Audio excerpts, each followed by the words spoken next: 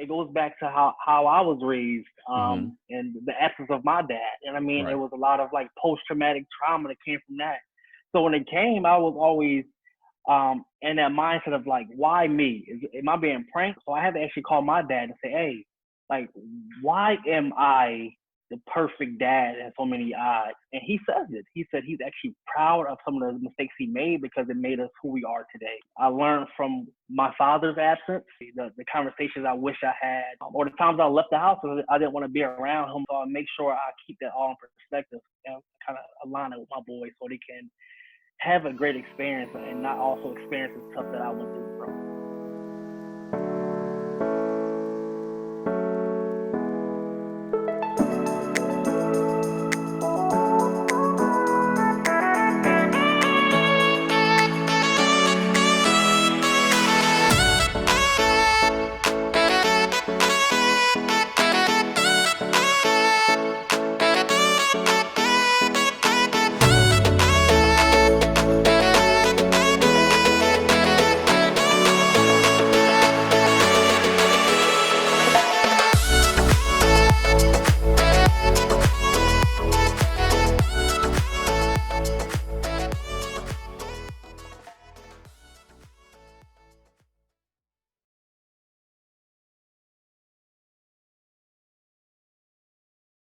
I would like to thank you for Definitely. participating in Dad's Stories. For those that don't know, tell us your name and what it is you do, and you know, a little information about yourself.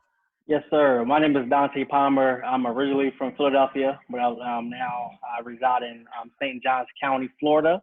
Mm-hmm. Right now, I'm a full-time advocate for change for fathers around the world to get changing tables in public restrooms. I do also have another full-time job, and that brings the money in. Of course, I work at a nonprofit center here in Jacksonville, Florida. But my passion, my goal is always to be the best father I can be. So that's why I'm advocating for these tables and restrooms. So now my boys can have a platform to push alongside of me. So we are showing the world what it means to be a father and a son, have those dynamics in our relationship. That's pretty awesome. How did you get into that? So that happened. That came out of nowhere, honestly. It wasn't something I was looking for. Actually, my wife and my boys, we went to dinner one night, and I took my youngest son, Liam. He was actually one at the time. We went to the restroom. I went to the restroom, noticed there wasn't a changing table. I started changing them. I wasn't complaining. I just got to this perfect man squat and threw Liam over my lap. And my oldest son, Isaiah, he was 11 at the time. He took a picture, and he just sent it to me by text. And I showed my wife. I say, it's kind of crazy how men have to create these ways to change our babies, and moms sometimes don't. Right. And about 2 weeks later, I just put it on Instagram. I had about maybe 200 followers, so it wasn't like I was looking for this type of attention. Right. And I got the attention I wanted that night. I got two comments, maybe 6 likes, and that was about it. Right. And it wasn't until that next morning when I woke up and my wife woke me up and said, "Hey, you need to check your phone." Family and friends were calling us, texting us. And when I looked at my phone, it was like my phone was spritzing. I mean, it was notification after notification. Reporters were calling from Washington Post, New York Times. And the next morning, 2 weeks after that picture was taken, this kind of blew up into this movement. And even when in that moment when I was getting these reporters, I didn't know the story. I said, what? Was I changing my son the right way? Am I being asked these questions because I did something wrong? What is the story? And it was actually, I think I was talking to Washington Post, and they actually kind of developed the story for me. We're calling because, men don't have changing tables, and we're fighting for equality. So after the interview, I kind of sat down with my wife and said, let's develop something. We have something. We struck a nerve. Right. And the reason why I say we struck a nerve, because it wasn't just the States. It was reporters from the UK, Canada, Mexico, Africa, Afghanistan, reporters around the world were calling us. And I said, okay, we really struck a nerve, a global nerve, and let's kind of figure out how we can make this better and show what it means to be a father and a mom in our generation today. When Donte Palmer and his son were out running errands, his son snapped the picture that's now famous. He said, "Dad, the way you were changing Liam's diaper was pretty funny to him." So my wife said, it's weird that us mothers don't have to come up with creative, innovative ways to change our babies' diapers that men do. But you proved otherwise, that fathers step up. Senate Bill 1082, if passed, would help balance out Florida parenting. It wouldn't make all buildings put in changing tables, but it would for newly constructed buildings. But we just want society to kind of break those boxes they place on us. The idea is to have equal access for both parents, so mom doesn't have to do all the dirty work. Dads change their kids too, especially amazing hands-on fathers like Donte and myself. You gotta do what you gotta do. Wasn't no changing table. I support Squat for Change. I love what you guys are doing. Would you squat for me? Would you squat for me? Let's go. I'll squat for change. That's pretty awesome. When this all came about, man, how did you guys absorb all of this? You know? I wasn't happy about it, and I think Really? it goes back to how I was raised, and the essence of my dad. And I mean, Right. It was a lot of like post-traumatic trauma that came from that. So when it came, I was always in that mindset of like, why me? Am I being pranked? I'm not that Right. perfect dad. Why am I being glorified for changing my son's diaper? You know what I mean? Why is Donte being highlighted as father of the year? I don't want it.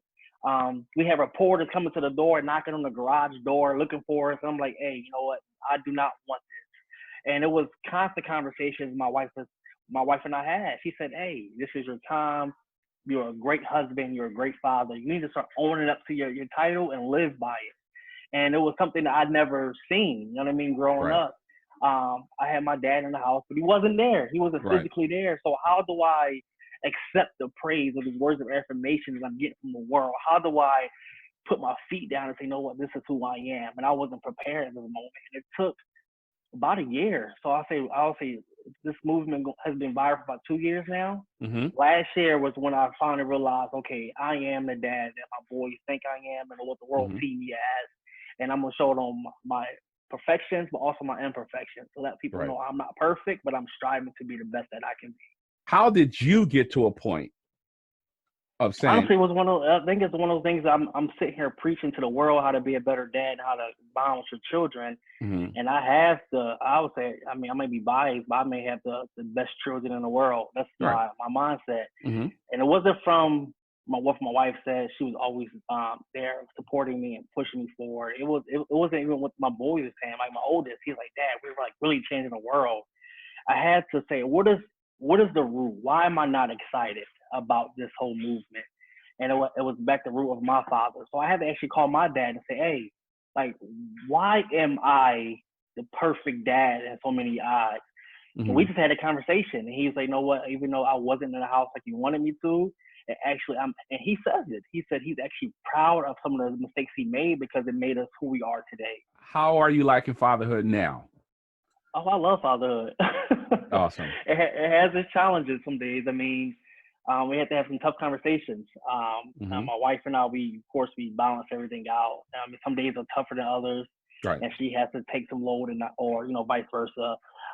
Like yesterday, me and my son had a tough conversation about lying. He said something that he kind of lied about. We had a tough conversation. He shed some tears, but it's those moments where we have to have these hard conversations. Right. That happened about noon, about 12 o'clock. Right. About 7 o'clock at night after football practice, we are like this again. And it Right. shows that my lessons are getting to them. So I think I can go back to when I was a 12-year-old boy, the conversations I wish I had, the times I wish I spent with my father. You know what I mean? So I make sure I keep that all in perspective and kind of align it with my boys so they can have a great experience and not also experience the stuff that I went through growing up. Thinking back at your childhood, Yeah. Are there things you don't touch in terms of raising your children?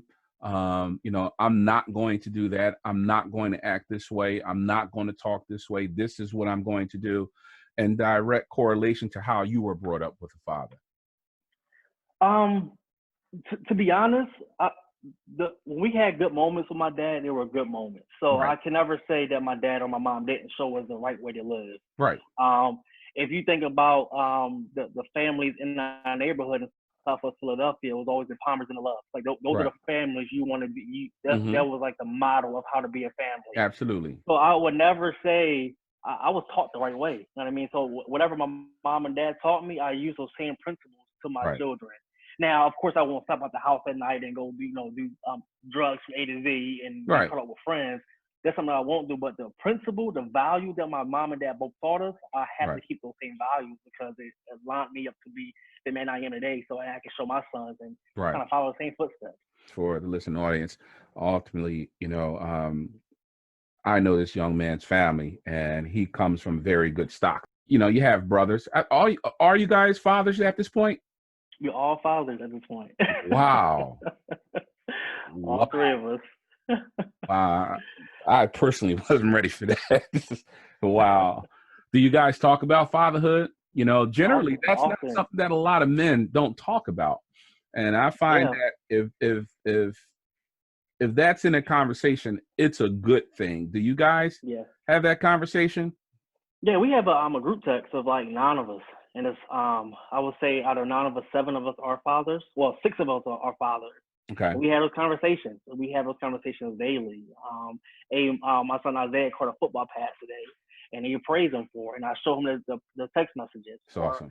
Dorsey may say, my daughter, read her first book today. Whatever it is, we all encourage each other to be better dads because don't get me wrong, our wives can boost us up and give us that encouragement to be better dads. Right.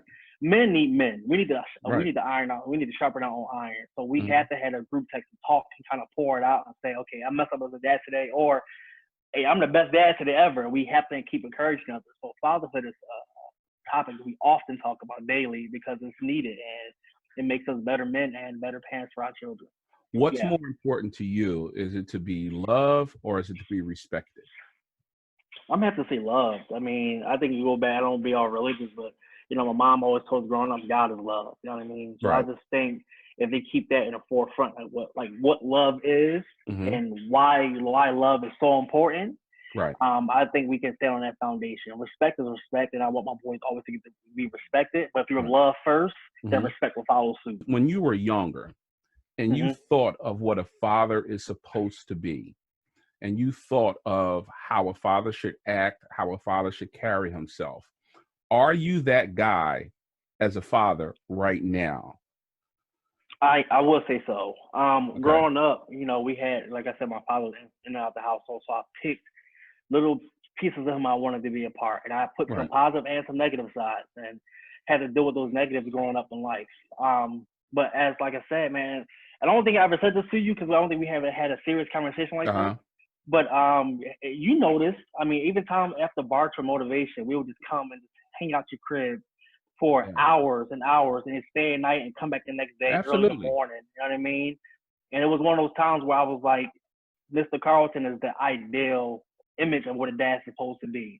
Now, I don't know what happened behind closed doors, but we've seen from the forefront, how you treated the Shade, Devon, Danye, that was what we wanted and what we were seeking for. You know what I mean? Mom, dad, both in the household. Every time we see them, they're laughing, they making us dinner. Mr. Carlton's in the basement DJing for a kid party for us. Like, this is what we want.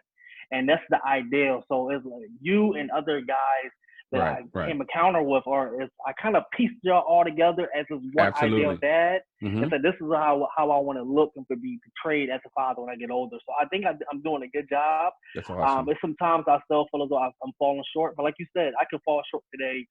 And my boys are like, Dad, you messed up. You still are a superhero. Keep pushing forward. And that's all that matters. So kudos to you and your brothers, man. I sit back and I look at you guys. I am so proud of you guys for doing what you guys are doing right now, and that's just maintaining your family. Think of television dad personalities. Okay. Who resonates with you the most? I would have to say Uncle Phil off of Fresh Prince. And the reason why I say that is because he played two roles. Okay. And I found myself in my household playing 2 roles, and we had to eliminate those roles. Isaiah, my oldest son, is considered my stepchild, but we don't say step in this household. Right. And we look at Uncle Phil, he played Uncle, which was, the uncle of Will Smith, but also had Carlton and his sons and daughters. But I never really, when you seen Will Smith talk to Uncle Phil, they didn't have that uncle-nephew relationship. It was like father-son all the time. And it was to the point where when you watch it and you really get zoned in the TV show, Mm-hmm. it's a father-son relationship, and that's what I've seen. Right. You know, we all know the famous episode when his dad walks in his life and walks out, and Right. Will Smith and his dad is in the living room, and Will Smith is just going angry and yelling and just spilling his emotions out about, I miss my dad and I want my dad. Why does my dad want me?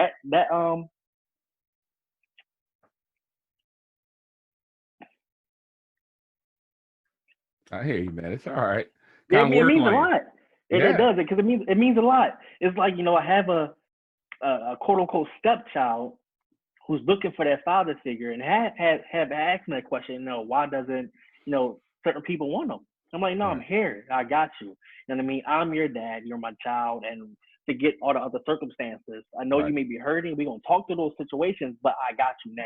With brown boys, do you find yourself catering to their brownness so they can become the men that they need to be, or do you just father and let that fall into place?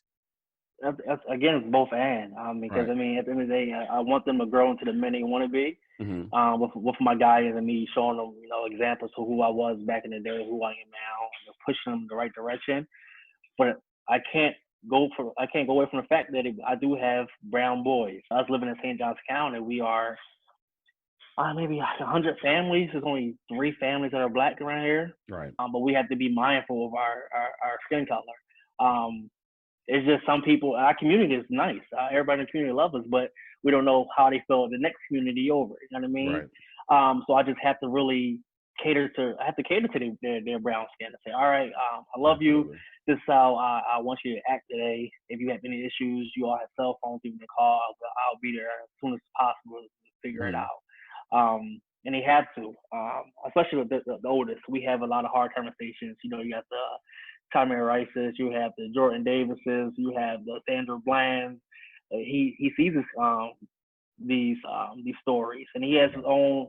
He's older, so he's searching through the internet. So he told me he's seen the shooting, killing of Aubrey, and we sat down and talked about that. How did it make you feel? He said he was infuriated. He was mad about it. He had questions to know why. So we actually took a mile walk. Well, I think it was 2.1 mile walk, I believe it was. Okay. And we just talked, and we just had an open, honest conversation of how he felt and how I felt, and how we're going to assess it. Some things that we should do, we shouldn't do in this situation. Like the Aubrey thing, I would say, if he was jogging and I don't know why he went to this house, or maybe he was looking to buy it. You know what I mean? Maybe he was just cutting through for a shortcut. I say, I don't know what the situation was, but now this is added to our list of things we just can't do. Like if you're walking and you see an abandoned house, son, just walk around it. Just don't give anyone no inkling of you doing something wrong. Just walk, get home, get to your destination, and get back. And that's all I want you guys to do. And that's how we have to kind of approach it day by day. Let me ask you this. If you're having a conversation with your son, all right, Mm-hmm. and you didn't have the ability to show him, but you had to talk to him about what a good father was, how would that conversation go? It has to be honest. I think it has to go from day one, who I was as a child until now. Isaiah knows a lot of my story, and Taylor will be getting that story soon of who I was and where I'm at now. And I'm actually in the process of writing my own book now. Awesome. And thank you. And he has to read these stories. He has to see like you said, the good, the bad, and the ugly. What I've done, what I've said, what I did behind closed doors, what I do out in the open. Well, all 3 of them, to push them to be better kids and better men, because it's one of those things where, like I said, my dad wasn't there, and he was there, and I had to learn. Sometimes I had to learn on my own, and that's one of those things. I just don't want them out there learning on their own, because what they can do. They eat the wrong people, the wrong crews, and it's just damaging. I got you. So having conversations, I have to let him know, open and honest, everything I want him to know, and be honest with him. It was funny. It was actually about last week. It's a rapper out here called Tekashi 6ix9ine, and we won't get to the whole conversation, but he said, "Dad, why does it call him 6ix9ine?" and what does 6ix9ine mean? So I looked at his mom. His mom said, "Don't tell him." But I said, "Well, let me go to the front room, because we don't have conversations like that around my wife, because she weirds her out." So I took him and said, this is why. He's like, Dad, that's nasty. I was like, well, you know, you asked, and I just want to be open and honest and tell you, so you don't have to find out from somebody else. So now you know why he calls him that name. I don't agree with it. I can see by your look, you don't understand or you don't agree with it. But now we have a clean slate, and that lets us have that doorway. Because now he knows if I ask my dad anything, he's open to tell me. And that's why the communication with wife and kids is so important. Now, let me ask you this. Who's the heavy in your household? Is it you or is it your wife? As far as putting down a foot? Putting down a foot. I would say my wife. I play too much. No shame in that. Yeah, my wife is the one. If it's like an issue, she's like, all right, we gotta cut the plan now, because she may yell sometimes. She'll hear me in the other room, and I'll probably chuckle because I just don't like yelling at her. But issue, she put the hammer down, and I just kind of like, and I come around, smooth the conversation up with the dad son talk, but she put the hammer down. Is there anything you would like to leave with, just you would like to tell younger fathers, older fathers, man? The floor is yours. Just fathers in general, just be there for your children.